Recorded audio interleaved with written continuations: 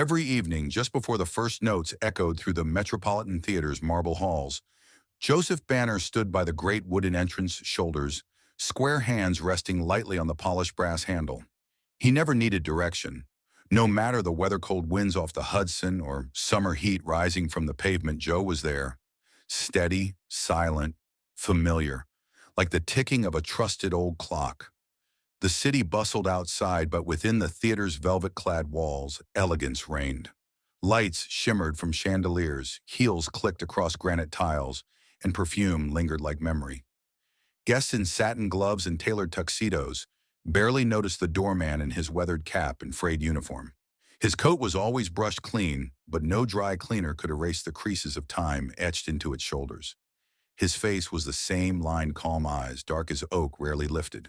They called him names, not cruelly, at least, not to themselves. Joe the Hinge, Clockface, a running joke like the theater's own living statue. He hasn't blinked since '98, one patron whispered to a companion, draped in fur. They laughed, unthinking the way people do when something old and silent stands in their presence for too long. Joe never answered, just opened the door with a nod and closed it behind them like turning a page. Inside the overture would begin. Brahms, Mendelssohn, Glass. Outside, Joe remained by the threshold, his ears attuned to every muffled vibration through the thick glass and carved stone. He knew each piece by rhythm, by feel. His fingers tapped soft phrases on his thigh, an echo of tempos he once conducted in another life, long before anyone ever called him Doorman. There were glimpses. A moment here, a note hummed under breath there. One night, a young usher named Theo passed by and muttered to a fellow worker, "He's creepy, man. Stands like he's waiting for ghosts. Doesn't even like music." But in Joe's locker, number 42, third row from the floor, was a collection. A humble stack of neatly folded programs, each from a night he never saw from inside the auditorium. He'd never asked for a seat, never lingered backstage. But he knew the measure of every symphony, the heartbeat of each performance. The music lived in him as surely as it lived in those gilded concert halls. Then came the gala night. Limousines lined the curb outside their engines, idling under the marquee's gold glow. Spotlights shimmered on the theater's facade, and inside guests posed for photographs, laughter rising like wind through crystal. Joseph Banner stood at the door as he always had, polished shoes cracked at the edges, cap straight, posture dignified. And then Raymond Colburn arrived, president of Meridian Global, real estate tycoon, theater patron when it flattered his press releases. Tonight he was wrapped in ego and cologne, his much younger wife trailing behind him, glittering like a store window. Colburn approached without slowing, phone-raised entourage trailing. Sir Joe said, voice low but clear, "May I please verify your ticket?" Colburn halted, blinked, then smiled like a man amused. "You want to check my ticket?" His voice carried ripe with condescension. Joe didn't flinch. "Yes, sir. Theater policy." The crowd paused, scenting drama. Colburn laughed, waved his hand. "Get this. The statue speaks. Wants to see if I'm allowed in wearing a Hugo Boss tux and a wife who cost more than this block." More chuckles. Someone even clapped. Joe remained still. "I understand it's inconvenient," he began. "Inconvenient," Colburn's eyes narrowed. "You think you're noble standing there like some failed rent-a-cop. Let me guess you wanted to be someone once. Maybe you still think you are." Joe made no reply. He simply reached out, scanned the ticket silently, and stepped aside. Colburn passed with a smirk. His wife never looked up from her screen. From the corridor, Ava Morell watched. She had arrived early, cello case on her back. She had seen the exchange, seen the words, but more than that, seen the stillness Joe held afterward. Not pride, not shame, just grace, like a tree weathering a storm unmoved by the wind. Later backstage, she mentioned the moment to a violinist. "That doorman," he scoffed. "He's nobody. Been here forever. Some people just never leave." But Ava couldn't let it go. Something about the man's quiet refused to leave her. That evening, after the encore ended and the lights dimmed low, she passed Joe in the lobby. He was carefully folding a scarf someone had dropped, setting it on the lost and found shelf with reverence. She paused. Do you like Brahms?" she asked. Joe looked up, eyes soft beneath his cap. I like the parts most people miss, he said. Ava smiled just a little. Good answer. And she walked on, but his words followed her like a refrain. Behind her, Joe hummed the cello line from Symphony No. 3. Just a few notes, barely audible. But it had begun. The echoes of Brahms still lingered in Ava Morel's mind days after the gala. But it wasn't the music that haunted her. It was the man in the hallway, the doorman Joe Banner, standing silent after being belittled in public. His composure had left a deeper impression than any overture. 2 nights later, a storm brewed over Manhattan. Lightning crackled low over the skyline, and rain streaked the theater's front doors in silver rivulets. Inside, nerves frayed. A celebrated Czech soloist, Antonín Vilcek, had arrived hours ago for the evening's performance, a challenging program of Ravel and Debussy, anchored by the theater's prize Steinway Grand. The house was nearly full, but backstage chaos unfolded. The soft pedal on the Steinway refused to respond. It stuck firm, wooden, and unyielding. Without it, the delicate phrasing of Vilcek's Pavane pour une infante défunte would fall apart. The piano technician was still crawling through traffic on the Henry Hudson Parkway, trapped behind an overturned delivery truck. With less than 15 minutes to curtain stagehands, scrambled crawling under the piano, whispering in panicked tones. This is impossible, Vilcek seethed, his Eastern European accent sharpening like a blade. I do not guess with my phrasing. Ravel is not to be guessed. Ava, halfway through tuning her cello in the warm-up corridor, noticed the rising commotion. She stepped quietly into the wing's eyes, scanning the scene like a page of unread music. There near the exit door stood Joe Banner. Cap still on badge, slightly askew, he lingered at the threshold of sound and silence. He wasn't supposed to be there, his shift had ended. But there he was, as if some inner compass had drawn him. He moved slowly toward the piano. Sir, I'm going to have to ask you to a stagehand, began raising an arm. I can fix that, Joe said simply, already kneeling beside the bench. The room stilled, not from belief but disbelief. He hadn't spoken with hope or hesitation. He'd said it like fact. The soloist scoffed, turning his back. But no one else stopped him. The stillness in Joe's eyes, the ease in his fingers, it wasn't guesswork. It was muscle memory. He reached into his pocket and pulled out a coin, an old tarnished quarter from 1982. He used it to unscrew the side panel of the pedal casing. The room watch frozen. Cable tensions off, he murmured almost to himself. 30 seconds. Then a soft click, and the pedal sank true. He pressed it again. Smooth, responsive, restored. He rose to his feet and stepped back. You're good to go, he said. The conductor blinked. A violinist muttered, Who is this guy? Then Ava stepped forward. Wait, she said softly. Her hands were shaking, though she didn't know why. From a nearby storage rack, she retrieved a violin, dusty, unused, its strings aged but intact. Would you play something? A light chuckle came from above. Is this a joke? Someone whispered from the lighting booth. Joe looked at the violin, then at Ava. His eyes didn't ask for permission. He simply took the instrument and held it like an old friend. No fanfare, no pretense. Then he played. A Hungarian folk tune, dark winding and full of ache. Notes curled like chimney smoke. His bow moved with certainty, not flash. His fingers danced with memory, not exhibition. And the room shifted. One of the flutists, stunned, handed him her instrument. Without a word, Joe lifted it and played a clean, quiet melody. Then came the clarinet. Then the cello. A trumpet. A viola. One by one, instruments found their way to him, some out of curiosity, some in awe. And each time he didn't just play, he understood. Each note was a conversation remembered. Each breath a bridge to something deeper. The music didn't announce itself. It revealed. Someone handed him a mandolin. Another, as a joke, offered a harmonica and then maracas. A banjo, too. But Joe treated every offering with the same grace. No grin, no irony, just reverence. The Czech soloist, red-faced and speechless, sat down in a folding chair and stared. The conductor crossed his arms at the edge of the stage, eyes locked. A young stagehand captured it all on her phone, her hands trembling. When it was over, Joe returned the banjo with both hands. Should be good now, he said, gesturing to the fixed piano. He turned to leave. "Wait," Ava said. Her voice cracked. How, how do you know all these instruments?" Joe paused. For a heartbeat, she thought he wouldn't answer, but he did softly without turning.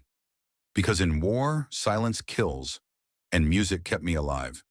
He walked into the corridor shadow folding over him like a curtain. No one followed. Not yet. But something had changed. The echoes of Joe's playing stayed with Ava Morell long after the storm had passed.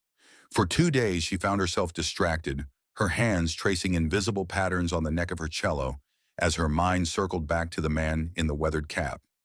The haunting melody he'd played on the violin, the ease with which he'd coaxed voices from flute, clarinet, and trumpet, none of it belonged to the man the theater had labeled nobody. And those words, "music kept me alive," had rooted deeper than she wanted to admit. On the third morning, Ava arrived early, earlier than she ever had. The theater sat in its usual hush. Before the day's bustle, the chandeliers unlit the marble floors, gleaming cold beneath her boots. She wasn't certain what had drawn her here, only that questions left unanswered could weigh heavier than any cello. And Joe Banner was a song half played. Through the empty hallways, she walked toward the backstage corridor where the staff lockers lined the walls like aging sentries. Janitors, lighting crew guards all had their assigned space. Some doors were open, revealing old raincoats and faded magazines. Others were padlocked. Locker 42 sat near the far end. A faded red tag dangled from the handle, "J. Banner." The door was slightly ajar. Ava hesitated, her heart thudding louder than her footsteps. This wasn't her place. She knew that. But something deeper whispered, "He deserves to be known." Slowly she eased the door open. Inside, an old military green coat hung neatly on a hook, too aged for current service. A folded rain poncho rested on the lower shelf. Above it, a battered thermos with a chipped eagle emblem perched like a relic from another life. And beneath it all, a gray tin box, dented, locked with a simple twist latch. Ava sat on the narrow bench, the box trembling slightly in her hands. Her fingers hovered. She could still walk away. She should. But boundaries, she had come to learn, could become cages. She opened it. The first thing her eyes met was an American flag, folded with reverence, its stars soft with age. Beneath it lay a stack of yellowed sheet music, each page handwritten in pencil. In the top corner of each, the initials JHB appeared.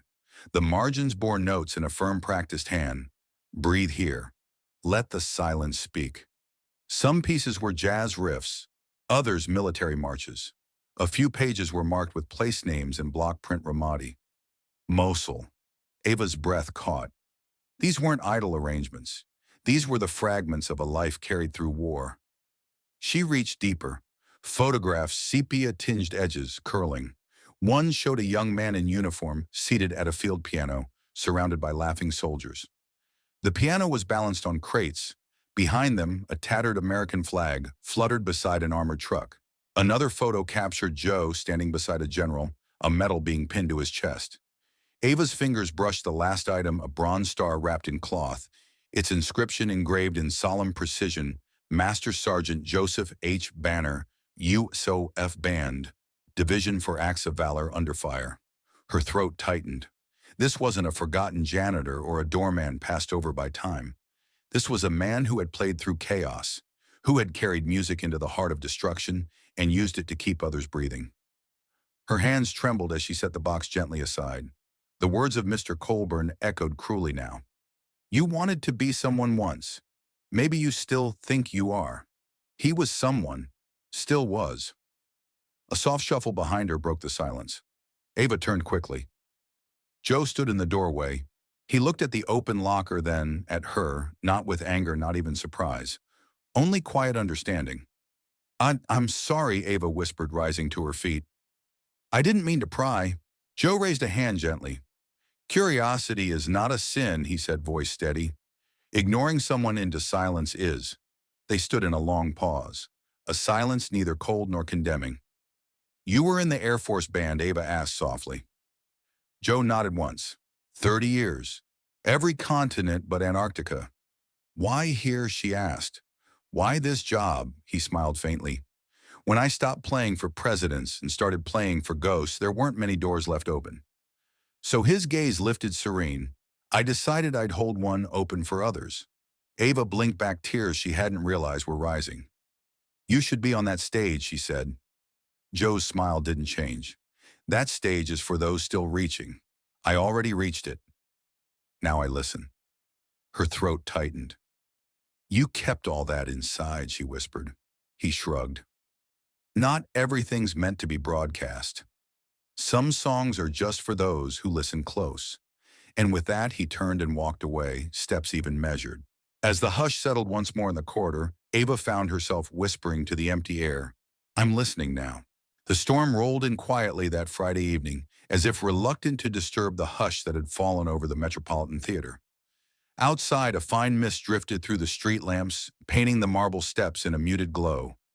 Inside, a rare midnight concert was about to begin, a program dedicated to homage to silence, featuring minimalist works where space and pause carried as much meaning as sound. In the green room, Ava Morell tuned her cello carefully, the memory of Joe Banner's quiet strength echoing in her thoughts. The faded photos, the bronze star, his gentle words in the hallway, days before none of it had left her. She had barely slept since that conversation, her heart still resonating with the truth of a man most had ignored. Backstage tension mounted. Just 30 minutes before curtain, a sudden commotion erupted near the conductor's suite. Maestro Helleran, the evening's aging genius, had collapsed. A minor stroke, the medic whispered. He was conscious, but one side of his body weak, unable to hold a baton steady. Panic spread. The replacement conductor had been grounded by lightning storms over Newark. No one else had been prepared. The musicians gathered in tight whispering circles. The assistant conductor paced, wringing his hands. "I can try to read the score," a junior assistant offered, eyes wide. "No, Ava," said, her voice steady, certain. The word surprised even her. Heads turned. "We have someone else." "You're talking about the doorman?" a violinist asked, incredulous. "He's not just a doorman," Ava replied, her gaze unwavering. "He's a master sergeant from the U.S. Air Force Band Division. He's played in Ramadi, Mosul, Vienna. He's played for the wounded, for the dying. He played to keep men breathing." A scoff rippled through the group. "This isn't a battlefield." Ava stepped forward, calm but unyielding. "No, but it's still full of people who need to feel alive." In the rear lobby, Joe sat quietly polishing the brass on the entrance doors, as he always did. The soft pat of cloth against metal blended with the muted hum of preparation beyond the velvet curtains. He didn't look up when Ava approached, but he spoke first. "I heard the commotion." "Maestro, all right, he'll recover," Ava said gently. "But the stage is waiting." Joe met her gaze for a long moment. Then he rose. "No lights," he said. "No introduction." She nodded. A hush swept through the auditorium as house lights dipped. The audience, eager but restless, murmured. They had come expecting Maestro Helleran, a known name. Instead, an unfamiliar figure stepped onto the dim stage, old, slight, dressed not in tails but in a faded uniform jacket. A breathless tension gripped the room. Joe walked to the piano, a simple upright, brought forward to honor the minimalist tone of the night. He didn't bow. He didn't speak. He sat, hands resting lightly on the keys, eyes closed for a moment. The silence became unbearable. Then one note, soft, clear, a single tone held until the space itself seemed to lean forward. Then another, a slow, aching version of Clair de Lune, transformed, not grand and flowing, but tempered with a subtle military cadence, half lullaby, half remembrance. Each pause between phrases stretched just long enough to let the silence breathe like a soul gathering itself. The room shifted. 1,000 bodies stilled as one. Arms dropped to laps. Breaths held.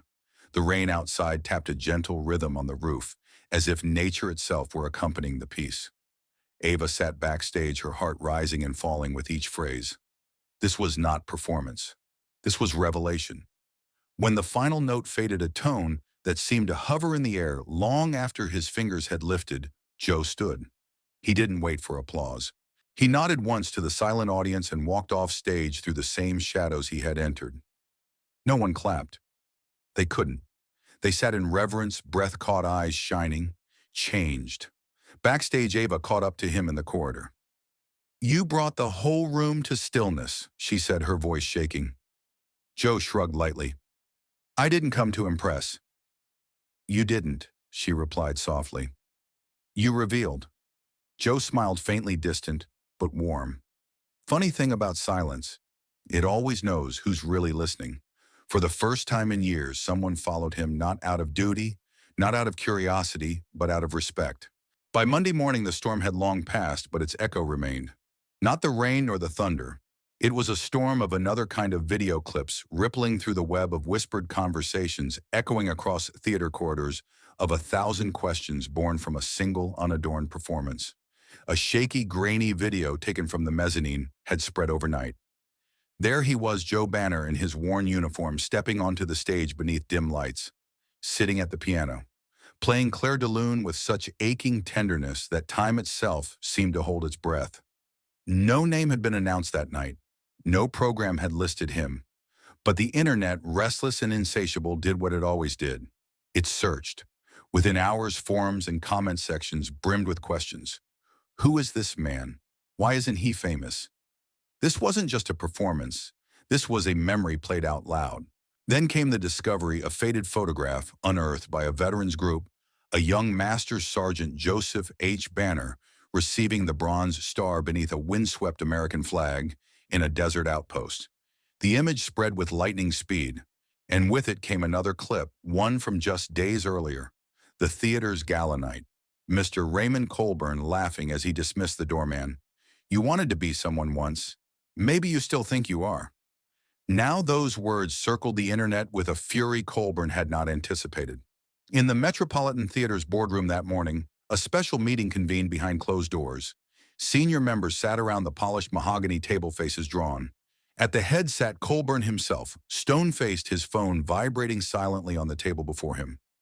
Across from him stood Ava Morell, cello case resting against her chair, a small cloth-wrapped bundle in her hands.